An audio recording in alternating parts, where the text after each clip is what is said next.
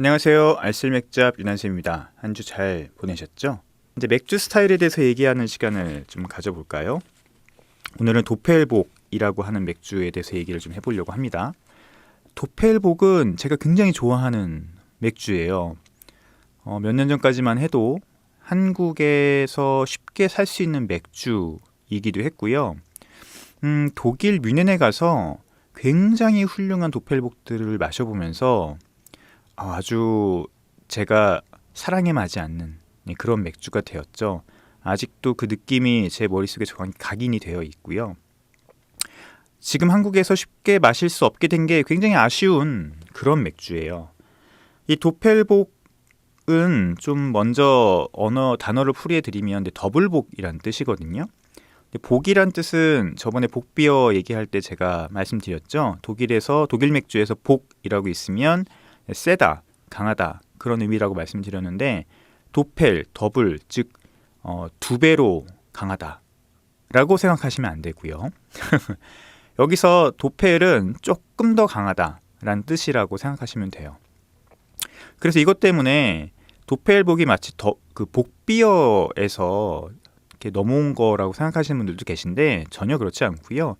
복비어가 6에서 7도 정도 되는 알코올 도수를 갖는 라거라고 할 수 있으면 도펠복 비어는 알코올 도수가 7도에서 9도 정도 되는 조금 더 강한 라거라고 보실 수 있습니다. 근데 이 도펠복 비어는 오리지널 맥주가 있어요. 여러분들이 잘 아시는 파울라너의 살바토르 혹은 잘바토르라고 하는 맥주가 바로 오리지널입니다. 이 맥주 수년 전만 해도 한국에서 마트에서 살 수 있었던 맥주고요. 심지어 한 병당 4,400원밖에 안 한 그런 맥주예요. 아쉽죠. 지금도 한국에 도펠복 맥주를 구할 수 있는데 쉽지는 않죠. 그 맥주는 제가 뒤에 조금 더 이따가 알려드리도록 할게요.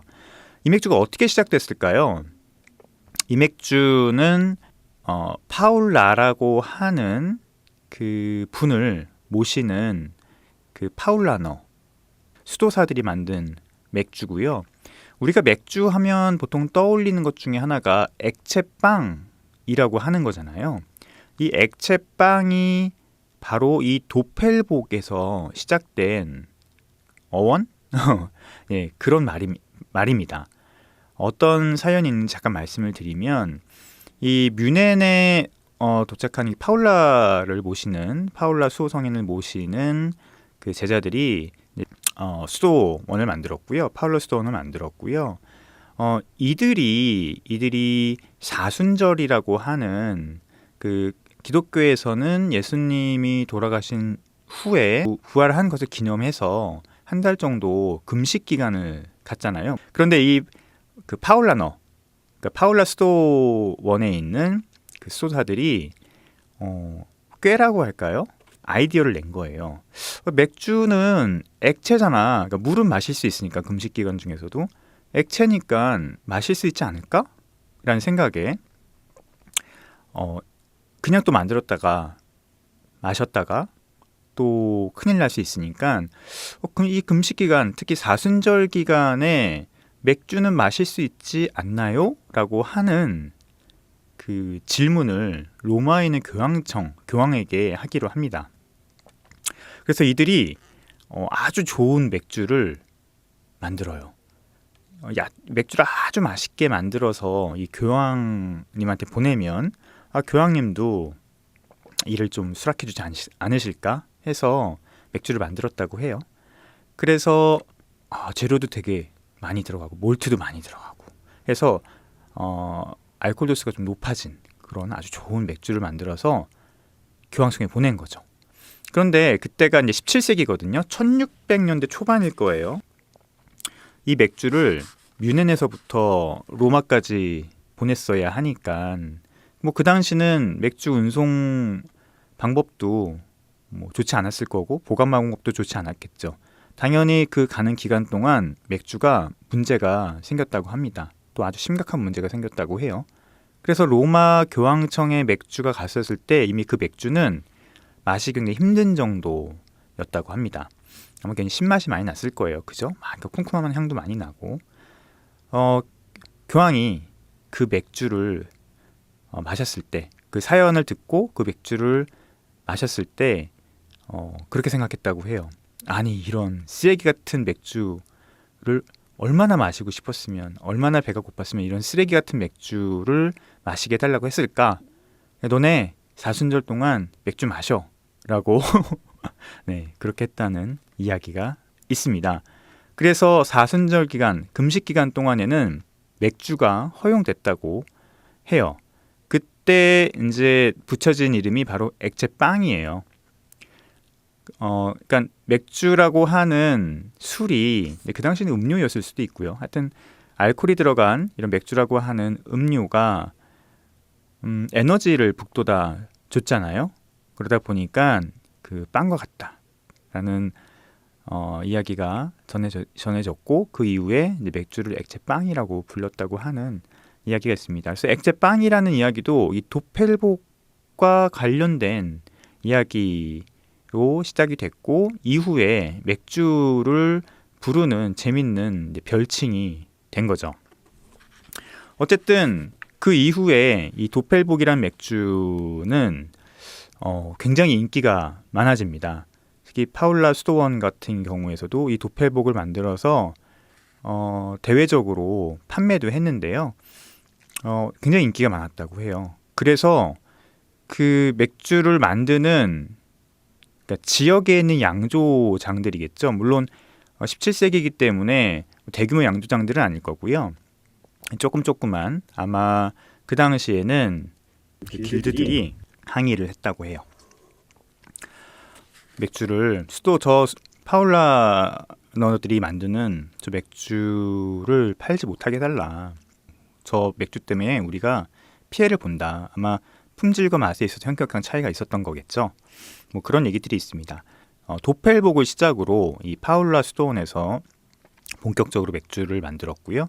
또 이것들을 판매하면서 그 당시에 있었던 이제 길드들, 뭐 지역에 있는 작은 양조장들과 마찰이 있었다. 뭐 이런 얘기들이 전해지고 있죠. 이 맥주는 재밌는 또 라벨을 또 갖고 있죠. 그 이 맥주 라벨에 보면은 뭐 영주한테 맥주를 이렇게 바치는 뭐 이런 그림으로 또 되어 있는데, 뭐 영주가 왔었을 때 맥주를 주고 기분도 좀 좋게 만들고, 또 하나는 그 술이 취해서 뭐 이런저런 실언도 하게 만들었다고 하는 뭐 그런 내용의 스토리를 갖고 있는 라벨이에요. 그리고 이름도 재밌는 게, 이 살바토르라고 하는 이름이 영어로 번역을 하면 홀리 파더 비어라고 하는 이제 뭐 하나님의 맥주 정도가 되겠죠. 뭐 의역을 하면. 근데 이게 너무 인기가 많아서 많은 다른 이제 뭐 수도원들이나 이제 이런 곳에서 이 맥주를 따라하게 되는데요. 이름을 역시 똑같이 살바토르라고 붙였다고 해요. 그래서 나중에 이게 구별이 안 되니까 원래 원 생산자인 파울라너에서, 야, 살바토르는 우리 거니까 너네 쓰지 마, 이렇게 이 상표권을 등록을 했고, 이후에 다른 이제 양조장이나 수도원에서는 살바토르란 이름을 쓰지 못하고 대신에 그 뒤에 있는 토르라고 하는 것들을 따와서 이제 맥주에 붙였다고 하죠. 그래서 여전히 그 흔적들은 남아 있습니다. 이 얘기들은 이 맥주의 모든 것에 나와 있으니까 조금 이따가 좀 해드리도록 할게요. 어쨌든 이 살바토르 맥주는 알코올 도수가 7.9도이고요. 그리고 색은 약간 구릿빛이 도는 약간 젓갈색 혹은 약간 앰버 컬러라고 보시면 될 것 같습니다. 향은 굉장히 복합적인데요. 라거기 때문에 기본적으로 효모에서 나는 향은 우리가 맡을 수가 없죠. 대신에 몰트에서 올라오는 향이 굉장히 좋습니다. 호향은 두드러지지 않고요. 대신에 그 건자두 혹은 건포도, 레지니하고 플럼 같은 힌트가 섬세하게 올라오고요. 그래서 굉장히 마시기 좋습니다. 마시기 좋고 바디감이 약간 미디엄 풀바디 정도 되기 때문에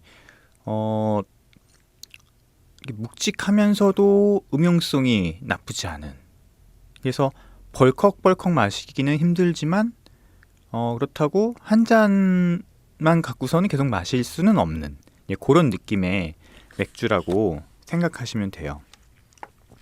그래서 도펠복은 이러한 역사를 좀 갖고 있고요.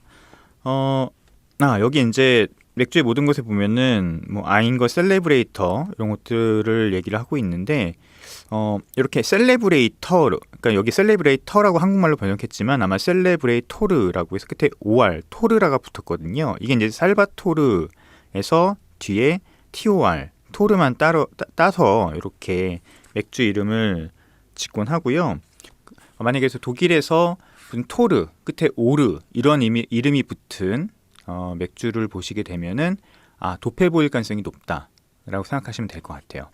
그리고 이제 순염소, 저번에 말씀드렸던 복이 순염소를 의미한다고 말씀드렸잖아요.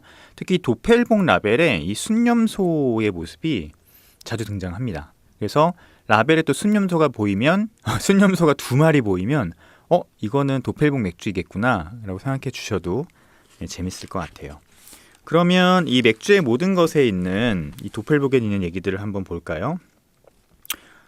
복이 체급이 강화된 라거라면 과도하게 진하고 메가향 풍부한 도펠복은 가히 세계 최상급 역도 선수다.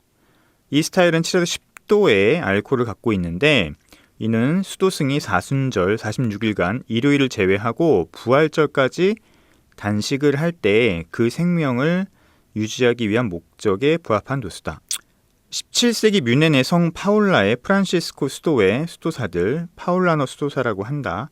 이들은 사순절 기간에 소비할 목적으로 높은 도수의 맥주를 양조할 수 있는 허가권을 교황에게 특별히 부여받았다. 제가 아까 이야기한 그런 사연이라고 합니다. 이 맥주는 장크트 바터 비어, 성스러운 아버지 맥주, 홀리파더 비어로 알려졌으며 이후 이름이 구세주, 잘바토 혹은 살바토르란 이름으로 바뀌었다고 하네요.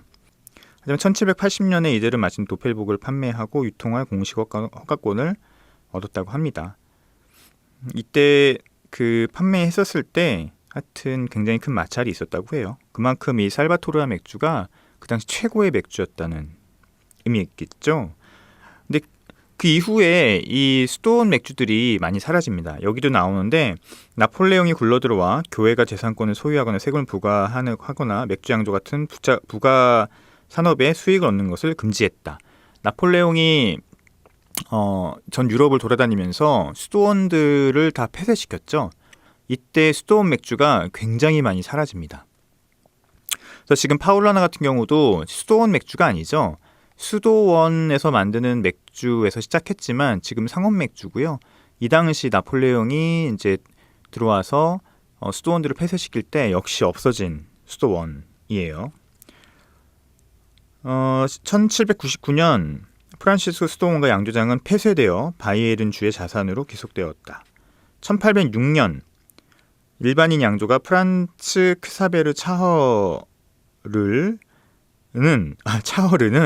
이 양조장을 임대해서 이름이 이렇게 어려운 거야. 도펠복 생산권을 획득했다. 그는 1813년에 양조장을 사들였다. 1806년이면 이제 나폴레옹이 그거네요. 신성로마 제국을 없애고 바이에른이 왕국으로 등극한 그 시대네요. 살바토르는 부활절 기간에 판매되었고 경쟁 관계에 있었던 양조장들은 또한 곧 이 이름과 친숙해졌다. 그래서 이제 여기서 얘기하는 걸 보면은 살바토르라는 이름이 데일밴드나 아스피린과 같은 상품의 대명사로 사용됐는데 차허르의 후임자인 슈메더러 수사가 1896년 살바토르를 상표로 등록했다고 해요. 그래서 경쟁 업체들은 더 이상 살바토르라는 이름을 쓰지 못하고 자사 도펠복에 아토르 혹은 토르란 전미서를 붙여서 사용했다고 합니다.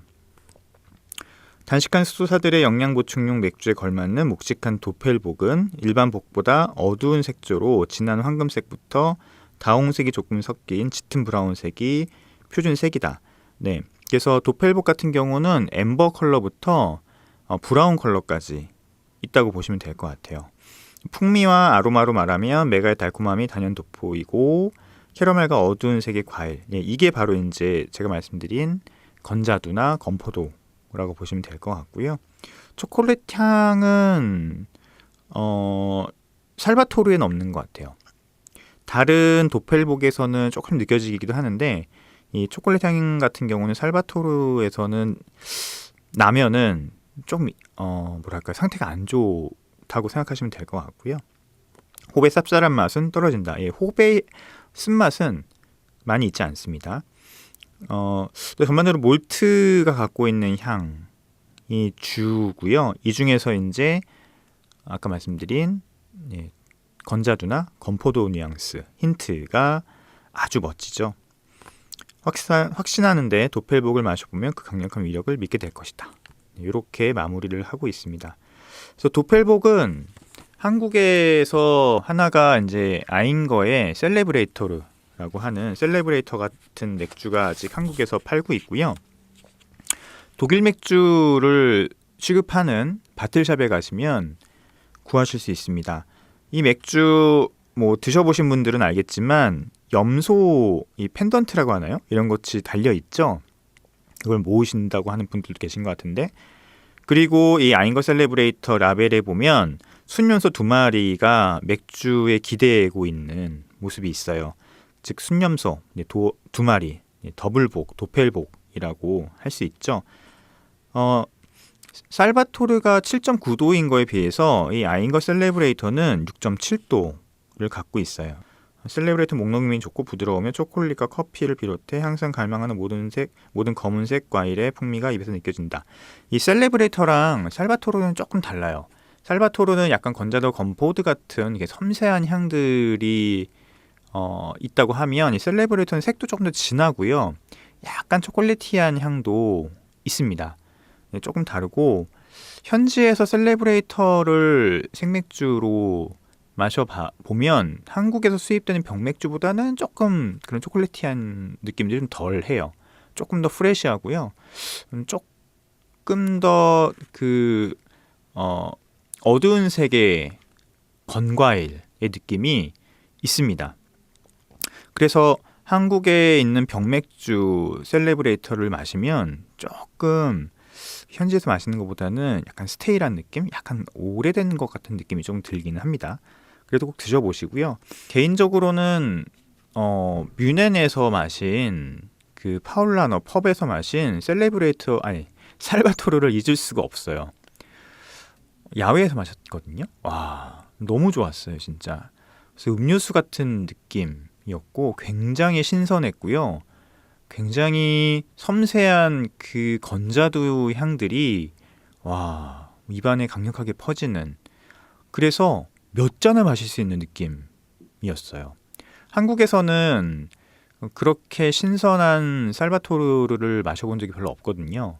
그런데 독일에서 마셨을 때는 이거는 그냥 앉아서 뭐 3-4잔은 마실 수 있겠다라는 느낌이었어요. 그래서 기억에 굉장히 강력하게 남아있고요. 또 하나 더 있죠. 그 벨텐부르크의 아삼복. 아삼복이 역시 이 도펠복 맥주입니다. 아삼복 맥주는 셀레브레이터와 살바토르의 중간 정도의 느낌이라고 보시면 되고요. 이 맥주들은 상미기한 조금 전에 드시는 게 좋을 것 같아요. 이 도펠복이 상미기한이 거의 가깝게 되면은 그 약간 짙은 루티드 몰트에서 나오는 몰트가 오래되면 나오는 약간 그 꼼꼼한 향이 좀 있거든요. 그래서 국내에서 이제 아인거 셀레브레이터나 아니면은 그 아삼복을 드실 때는 좀 신선한 걸 드시는 걸, 신선한 거? 아니 조금 상미기한과 너무 가깝지 않은 것을 드시는 것을 강력하게 추천을 드립니다. 도펠복 살바토르는 다시 한국에 좀 수입이 됐으면 좋겠어요. 만약에 병맥주가 좀 힘들면 생맥주로 좀 수입이 좀 돼서 마셔봤으면 하는 게 굉장히 강력한 저희 개인적인 소원입니다. 예전에 이제 뭐 홈플러스나 이마트 구석에서 안 팔려서 예, 이렇게 있었던 모습이 아직도 눈에 선한데 지금 제가 막 쓸어왔거든요. 그래서 제가 항상 드리는 말씀이지만 우리 있을 때 먹자라고 하는 말씀을 계속 드리는 거예요. 도펠복은 그렇게 좀 정리를 하면 될 것 같고요. 재미있는 역사와 명확한 오리지널 맥주가 있고 사순절 기간 동안에 수도사들이 만들어 먹었던, 그리고 그 이유 때문에 액체빵이라는 별칭도 붙은 그런 맥주라고 보시면 될 것 같고, 쓴맛은 강하지 않고 호배향도 세지 않지만 어두운 색 과일, 건자두나 아니면 건포도에서 나오는 섬세한 향들이 있는 맥주라고 보시면 될 것 같고요. 그리고 와인과 셀레브레이트 같은 경우는 그거보다 색도 좀 진하고 약간 초콜릿티한 향이 조금 더 나오는 그런 도펠복 맥주라고 생각하시면 될 것 같아요. 그래서 살바토르가 7.9도, 그 다음에 셀레브레이터가 6.7도 정도 되는 7도에서 9도 사이에 알코올 도수를 갖는 라거다라고 정리를 해 놓으시면 될 것 같습니다. 다음 시간에 얘기할 맥주가 이제 메르젠이에요. 메르젠도 할 얘기가 좀 있죠. 여러 가지 할 얘기들이 있는데 오늘은 여기서 좀 정리를 하도록 하고요. 메르젠을 얘기를 하면서 비엔나 라거를 같이 얘기해야 될 것 같아요. 이 비엔나 라거와 메르젠은 서로 연결되어 있는 맥주거든요. 뭐 실제적으로 같은 맥주라고, 거의 같은 맥주라고 봐도 되는데 왜 그런지 이런 역사적인 이유에 대해서 같이 좀 설명해 드리겠습니다. 자, 제가 마신 맥주 이야기들을 좀 해드리려고 해요. 첫 번째 말씀드리고 싶은 맥주는 스컬핀이에요. 워낙 유명한 맥주죠. 뭐 한국에서 IPA의 대중화, IPA를 알린 맥주라고 할 수 있고요. 한때는 그 와인앤모어 이런 데서 막 4캔에 10,000원에 팔기도 했어요. 그런데 보니까 캔이 아닌 병맥주가 오랜만에 눈에 보여서 병맥주를 구입해서 시음을 했고요. 발러스트 포인트는 한국의 수입사뿐만 아니라 양조장 자체에도 큰 변화가 있었습니다. 이 발러스트 포인트는 대표적인 크래프트 브루어리였죠. 그런데 그 사모펀드인가요? 대기업 쪽에 인수가 됐어요. 제가 알기로는 사모펀드로 알고 있는데 어쨌든 사모펀드로 인수가 되면서 맥주가 개인적으로는 예전 같지 않다라는 생각을 하고 있습니다. 발러스트 포인트는 미국 그 웨스트 코스트 아메리칸 IPA의 아주 전형이라고 할 수 있죠. 이 맥주가 뭐 여러 가지 뭐 꽃향, 플로럴한 것도 있고 자몽향, 그다음에 허니 같은 아주 좋은 향들이 나고, 또 하나 좀 특징적인 것들은 굉장히 높은 쓴맛이에요. IBU가 한 70 정도까지 올라가는 걸로. 그러니까 완전히 전형적인 웨스트코스트 IPA죠. 그래서 좋아하는 사람들은 굉장히 좋아하지만 IPA를 처음 접하는 분들이 마시기에는 조금 센 면이 있는 그런 맥주였어요. 요번에 마셔보니까 IPA가 그렇게 많이 내려갔죠? 제가 알던 이 스컬핀 IPA랑은 좀 다른 모습이 있어서 사뭇 조금 놀랐습니다. 네.